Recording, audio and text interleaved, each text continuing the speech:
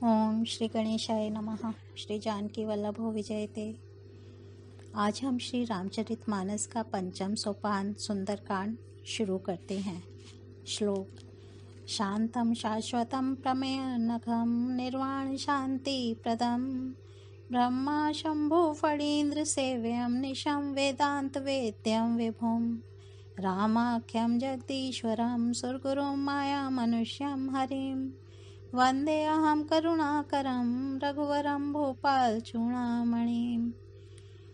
शांत, सनातन, अप्रमेय, प्रमाणों से परे, निष्पाप, मोक्ष रूप, परम शांति देने वाले ब्रह्मा, शंभु और शेष जी से निरंतर सेवित, वेदांत के द्वारा जानने योग्य, सर्वव्यापक, देवताओं में सबसे बड़े, माया से मनुष्य रूप में दिखने वाले, समस्त पापों को हरने वाले, करुणा की खान, रघुकुल में श्रेष्ठ तथा राजाओं के शिरोमणि, राम कहलाने वाले जगदीश्वर की मैं वंदना करता हूँ।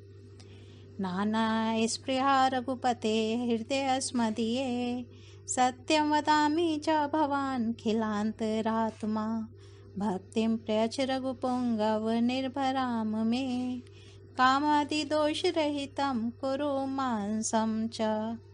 हे रघुनाथ जी, मैं सत्य कहता हूँ और फिर आप सबके अंतरात्मा ही हैं, सब जानते ही हैं कि मेरे हृदय में दूसरी कोई इच्छा नहीं है। हे रघुकुल श्रेष्ठ, मुझे अपनी निर्भरा पूर्ण भक्ति दीजिए और मेरे मन को काम आदि दोषों से रहित कीजिए।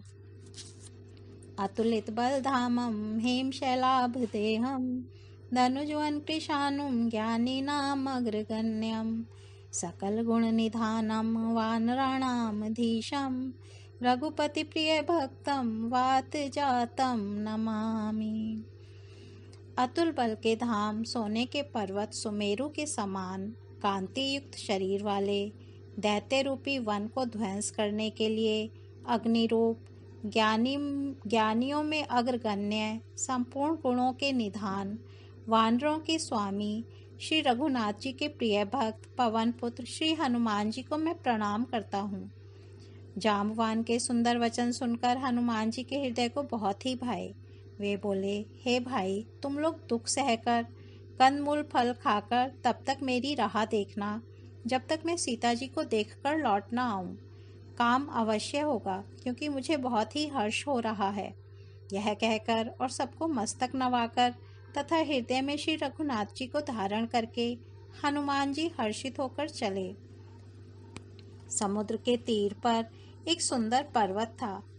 हनुमान जी खेल से ही अनायास ही कूदकर उसके ऊपर जा चढ़े और बार बार श्री रघुवीर का स्मरण करके अत्यंत बलवान हनुमान जी उस पर से बड़े वेग से उछले। जिस पर्वत पर हनुमान जी पैर रख कर चले, जिस पर से वे उछले, वह तुरंत ही पाताल में धंस गया। जैसे श्री रघुनाथ जी का अमोघ बाण चलता है, उसी तरह हनुमान जी चले। समुद्र ने उन्हें श्री रघुनाथ जी का दूत समझकर मैनाक पर्वत से कहा कि हे मैनाक, तू इनकी थकावट दूर करने वाला हो, अर्थात अपने ऊपर इन्हें विश्राम दे।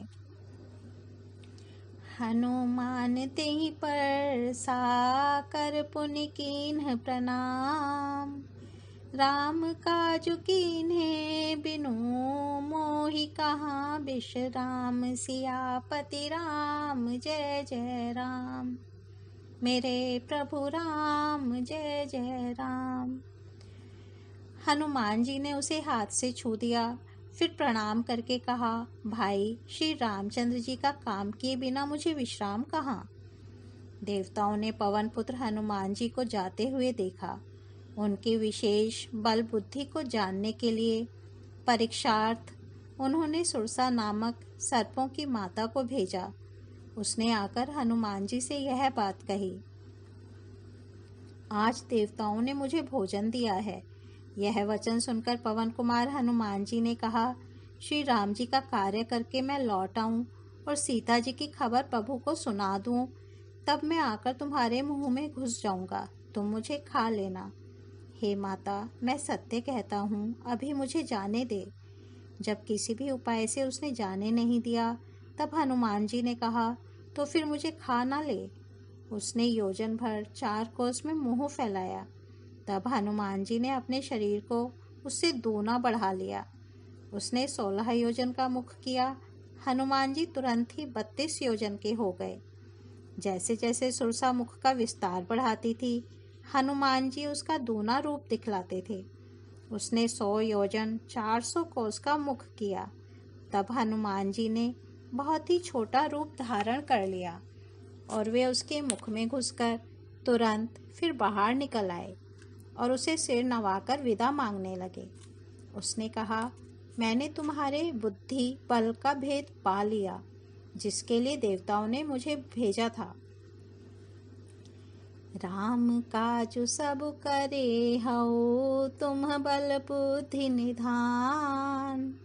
आशीष देई गई सो, हर्ष चले हनुमान सियापति राम। जय जय राम। मेरे प्रभु राम, जय जय राम। तुम श्री रामचंद्र जी का सब कार्य करोगे, क्योंकि तुम बल बुद्धि के भंडार हो। यह आशीर्वाद देकर वह चली गई। तब हनुमान जी हर्षित होकर चले। समुद्र में एक राक्षसी रहती थी। वह माया करके आकाश में उड़ते हुए पक्षियों को पकड़ लेती थी। आकाश में जो जीव जंतु उड़ा करते थे, वह जल में उनकी परछाई देखकर उस परछाई को पकड़ लेती थी, जिससे वे उड़ नहीं सकते थे और जल में गिर पड़ते थे। इस प्रकार वह सदा आकाश में उड़ने वाले जीवों को खाया करती थी। उसने वही छल हनुमान जी से भी किया। हनुमान जी ने तुरंत ही उसका कपट पहचान लिया। पवन पुत्र धीर बुद्धि वीर श्री हनुमान जी उसको मारकर समुद्र के पार गए। वहां जाकर उन्होंने वन की शोभा देखी। मधु पुष्प रस के लोभ से भौरे गुंजार कर रहे थे। अनेकों प्रकार के वृक्ष फल फूल से शोभित हैं। पक्षी और पशुओं के समूह को देखकर तो वे मन में बहुत ही प्रसन्न हुए। सामने एक विशाल पर्वत देखकर हनुमान जी भय त्याग कर उस पर दौड़कर जा चढ़े। शिव जी कहते हैं, हे उमा, इसमें वानर हनुमान की कुछ बड़ाई नहीं है। यह प्रभु का प्रताप है, जो काल को भी खा जाता है। पर्वत पर चढ़कर उन्होंने लंका देखी। बहुत ही बड़ा किला है, कुछ कहा नहीं जाता। वह अत्यंत ऊंचा है, उसके चारों ओर समुद्र है। सोने के परकोटे चहाड़ दीवारी का परम प्रकाश हो रहा है। कनक कोट विचित्र मणिकृत सुंदरायत ना घना। चौहट हट सुबट बीथी, चारों पुर बहु विधि बना। गज बाजी खच्चर निकर पदचर, रथ बरूथन को गने। बहुरूप निशिचर जूथ, अति बल सेन बरनत नहीं बने। विचित्र मणियों से जड़ा हुआ सोने का परकोटा है। उसके अंदर बहुत से सुंदर सुंदर घर हैं। चौराहे, बाजार, सुंदर मार्ग और गलियां हैं। सुंदर नगर बहुत प्रकार से सजा हुआ है।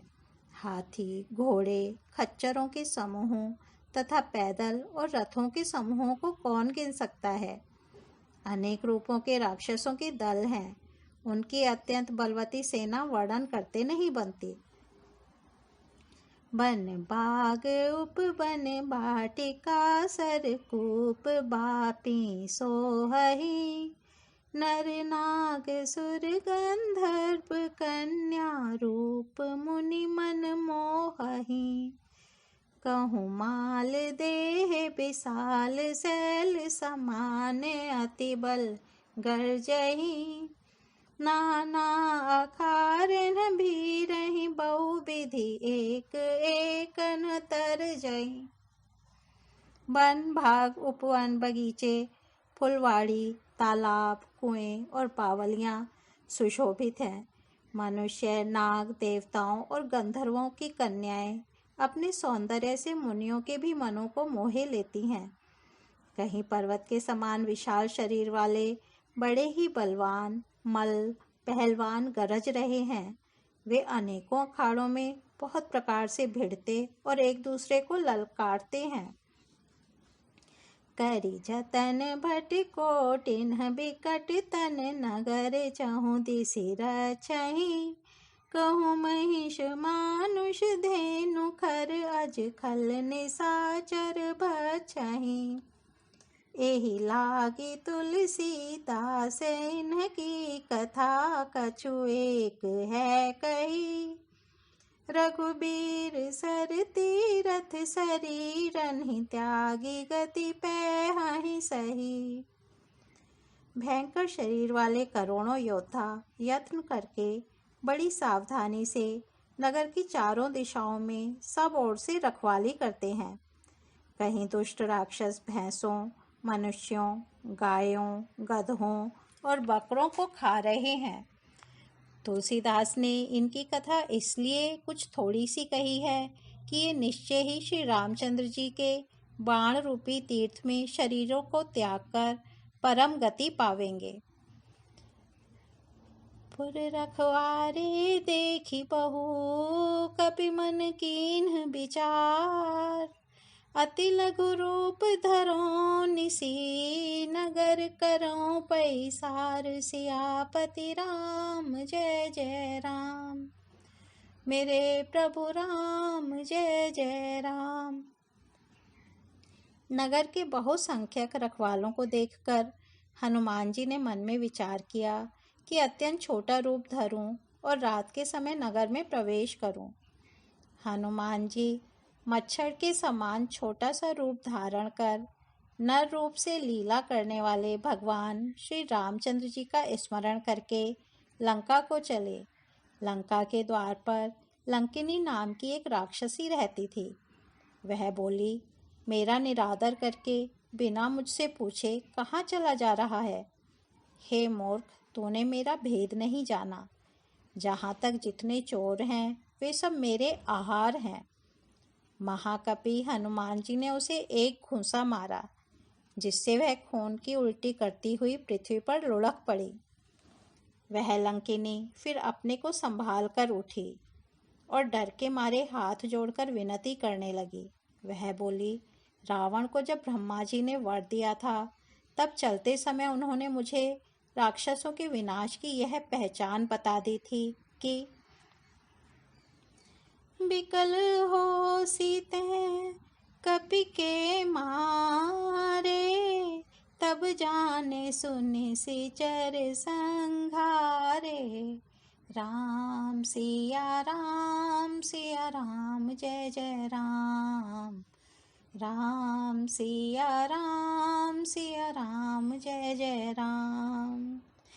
तात मोरे अति पुण्य बहुता देख्यऊ नयन राम कर दूता राम सिया राम जय जय राम राम सिया राम जय जय राम। जब तू बंदर के मारने से व्याकुल हो जाए तब तू राक्षसों का संहार हुआ जान लेना। हे तात, मेरे बड़े पुण्य हैं जो मैं श्री रामचंद्र जी के दूत आपको नेत्रों से देख पाई। ओ मंगल भवन अमंगल हारी द्रबहु सो दशरथ अजेर बिहारी राम सिया राम जय जय राम राम सिया राम जय जय राम। आज सुंदरकांड को यहीं विराम देते हैं। कल इसके आगे बढ़ेंगे। धन्यवाद।